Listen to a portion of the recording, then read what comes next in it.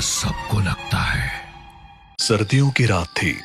राज अपनी पत्नी नूतन और बेटी श्रेया के साथ एक होटल में था। आज उनका वहां आखिरी दिन था। उन्होंने सोचा कि रात गुजारकर सुबह निकल जाएंगे, लेकिन होटल ने उन्हें उसी वक्त चेकआउट करने के लिए कह दिया, तो उन्हें मजबूरन रात में ही वहां से निकलना पड़ा। इन होटल वालों के अंदर जरा भी इंसानियत नहीं है। अगर रात गुजार लेने देंगे तो क्या हो जाएगा। चलिए कोई बात नहीं, आगे चलते हैं, कहीं ना कहीं रुकने की जगह मिल ही जाएगी। हम लोग कहाँ जाएंगे पापा? चलो कार में बैठो, देखते हैं। वो लोग एक छोटे शहर में थे। वहां से निकलकर उन्हें कोई भी होटल नहीं मिला। चलते चलते वो लोग शहर से बाहर आ गए और हाईवे पर चलने लगे। तभी अचानक राज ने महसूस किया कि रास्ते में एक भी बंदा या गाड़ी नजर नहीं आ रही है। उसे ये बात बड़ी अजीब लगी। तभी अचानक पीछे से एक बड़ा सा ट्रक हॉर्न बजाता हुआ आया, जिससे तीनों लोग झिझक गए और राज के हाथों से स्टीयरिंग अचानक घूम गया और कार ट्रक से टकराते टकराते बची। हे भगवान, ये क्या था? मेरी तो जान ही निकल गई। जल्दी कोई रुकने की जगह ढूंढो। थोड़ी दूर चलने के बाद उन्हें दूर को एक लाइट जलती दिखी। अरे वो देखो, वहाँ लाइट जल रही है, चलो वहीं चलते हैं। ये तो कोई गांव लग रहा है। राज ने कार कच्चे रास्ते पर मोड़ी और वो उस जगह पर पहुंचे। वहाँ एक महल जैसा दिखने वाला भवन था। उसके ऊपर बड़े अक्षरों में लिखा था, शनिवार वाड़ा। ये जगह कितनी सुंदर है, यही रुकते हैं ना? ये किसका घर है पापा? ये तो अंदर जाकर ही पता चलेगा बेटा। वो लोग महल के अंदर गए, पर वहाँ कोई भी नहीं था। बड़ी अजीब बात है, इतने बड़े महल में कोई है ही नहीं। अरे तो हमें क्या मतलब, हमें तो बस रात गुजारनी है। एक कमरा देखकर वो लोग सोने चले गए, लेकिन रात में अचानक उन्हें किसी की फुसफुसाने की आवाज सुनाई दी। राज, नूतन, राज, नूतन। राज, कोई हमारा नाम ले रहा है। अरे ये तुम्हारा वहम है, सो जाओ। नहीं, सच में, सुनो। अब राज भी उठ गया। दोनों को हल्की हल्की आवाजें सुनाई दी। फिर अचानक सब शांत हो गया। हाँ, मुझे भी लगा था कोई हमारा नाम ले रहा है, लेकिन यह नींद और थकावट की वजह से हो रहा था। यहाँ कोई है ही नहीं जो हमारा नाम ले, और अगर होता भी है तो उसे हमारा नाम कहाँ से पता चलेगा। इसलिए चुपचाप सो जाओ और मुझे भी सोने दो। रात भर उन्हें कुछ न कुछ अजीब लगता रहा और वो बस किसी तरह से रात काट पाए। लेकिन जब सुबह हुई तो उन्हें असली शौक लगा।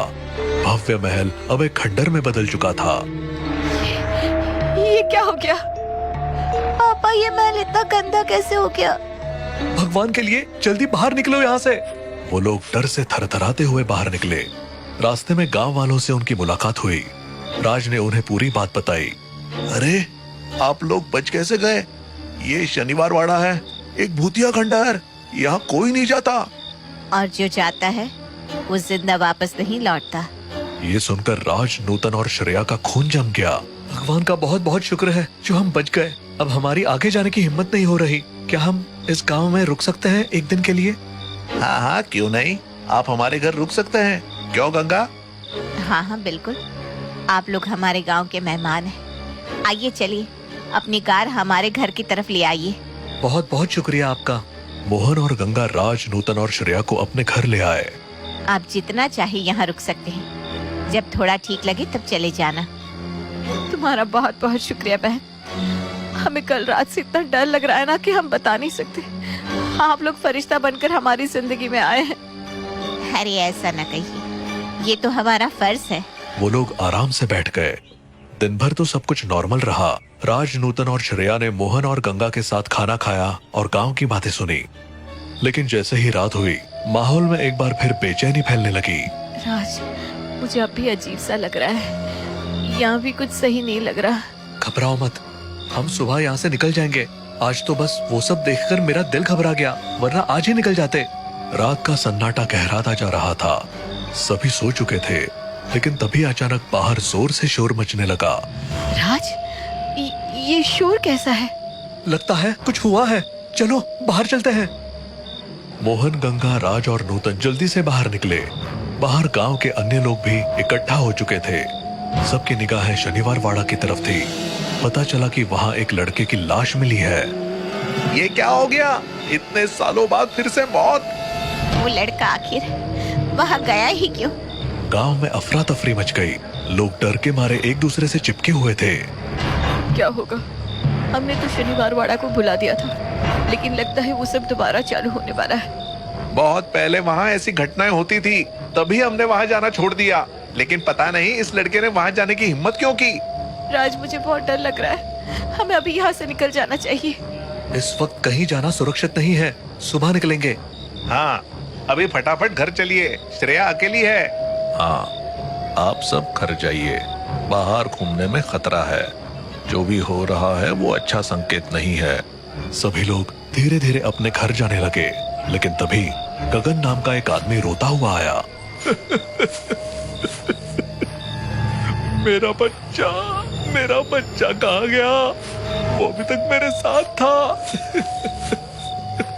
गगन की बात सुनते ही सब चौकन्ने हो गए। लोग उसके बच्चे को ढूंढने के लिए इधर उधर भागने लगे। थोड़ी देर बाद बच्चे की लाश एक पेड़ से लटकी हुई मिली। ये किसने किया? मेरा बच्चा, मेरे बच्चे को क्यों मारा? हे भगवान, मेरा बच्चा। गगन जमीन पर बैठकर फूट फूट कर रोने लगा और सरपंच ने लोगों को एक जगह इकट्ठा होने को कहा। ये मामला बहुत बड़ा हो गया है, कुछ बहुत गलत हो रहा है। हमें समझना होगा कि ये सब क्यों हो रहा है। तभी गगन ने राज और नूतन की ओर इशारा किया। ये सब इन्हीं की वजह से हो रहा है। ये लोग शनिवार वाड़ा गए थे और उन्होंने वहाँ के भूतों को जगा दिया और वो फिर से सबको मारने आ गए हैं। गगन की बात सुनकर पूरा गांव राज और नूतन पर शक करने लगा। लोग फुसफुसाने लगे और फिर धीरे धीरे उनकी आवाजें तेज होने लगी। हाँ, गगन सही कह रहा है, यही लोग शनिवार वाड़ा गए थे। इन्हीं की वजह से भूत जाग गया है। इन्हें गांव से बाहर निकाल दो। इन्हें अभी यहाँ से भगाओ, वरना और लोग मरेंगे। राज और नूतन घबरा गए। नूतन की आंखों में आंसू भर आए और वो हाथ जोड़कर गिड़गिड़ाने लगी। हमें माफ कर दो, हमें मत भगाओ, हम खुद ही डर के मारे मर रहे हैं। हम पर शक मत करो, हम सच में नहीं जानते कि ये सब कैसे हो रहा है। गांव वाले उनकी बात सुनने को तैयार नहीं थे। शोर और बढ़ने लगा। तभी गंगा ने बीच में आकर सभी को रोक लिया। रुक जाओ, क्या तुम सब पागल हो गए हो? ये लोग खुद डरे हुए हैं और तुम लोग इन्हें दोष दे रहे हो। लेकिन गंगा, ये लोग शनिवार वाड़ा गए थे। अगर गए भी तो क्या ये जानबूझकर किसी को जगाने गए थे? शांति से सोचो कि अब क्या करना है। हमें किसी तांत्रिक को बुलाना चाहिए या कुछ और करना चाहिए। गंगा की बात सुनकर लोग शांत हो गए। तभी नूतन घबरा कर बोली। मेरी बच्ची, मेरी श्रेया घर में अकेली है, मैं उसे ले आती हूँ। नहीं, तुम हमारी आंखों के सामने से नहीं हटोगी। तुम यहीं रुको, मैं उसे लेकर आती हूँ। गंगा जल्दी से श्रेया को लाने घर चली गई। बाकी सभी लोग डर के मारे एक जगह बैठ गए। लेकिन थोड़ी ही देर में गंगा और श्रेया के चिल्लाने की आवाजें सुनाई दी। सब लोग आवाज की दिशा में भागे। वहां पहुंचकर उन्होंने देखा कि गंगा जमीन पर मरी पड़ी थी और श्रेया उसके पास लेटी रो रही थी। सबके चेहरे पर हैरानी और डर था। श्रेया, कौन था यहाँ? किसने ये सब किया?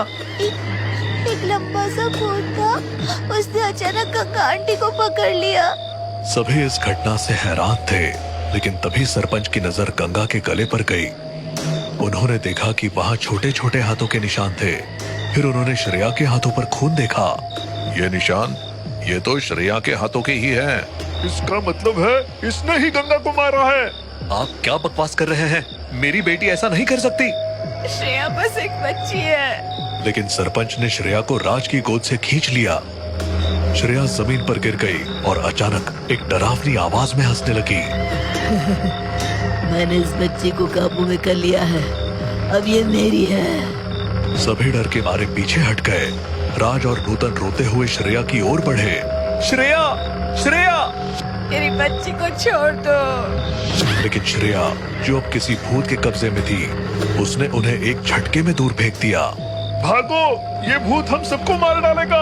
तभी श्रेया का शरीर हवा में झूलने लगा और अगले ही पल वो गायब हो गई और फिर चारों तरफ दिखने लगी। गांव के लोग डर के मारे बीच के चौराहे पर इकट्ठे हो गए थे।